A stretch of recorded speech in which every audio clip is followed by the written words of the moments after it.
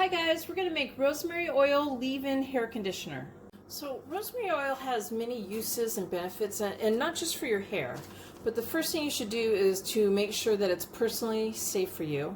It's advised to avoid if you're pregnant or you have epilepsy or high blood pressure, and not to use on sensitive areas like around your eyes or cuts or damaged skin. You should probably test it on a small patch of skin to see if you have allergic reaction.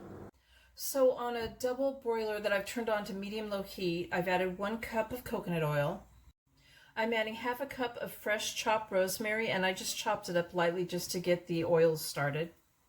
So the coconut oil is melted. I'm going to let this steep in the coconut oil for about 20 to 30 minutes. So now I'm going to pour it through a strainer.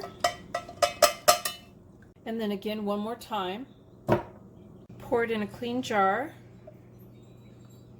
Label your jar and date it, and keep it in the refrigerator for up to a month. Honestly, my last jar kept up to 5 months in the refrigerator. It's going to solidify while it's in the refrigerator, but as you use it, it will melt. I recommend 1 tablespoon for long hair and half a tablespoon for short hair. You rub it in your hair and then comb your hair out, and any more than that, it's going to make your hair look greasy.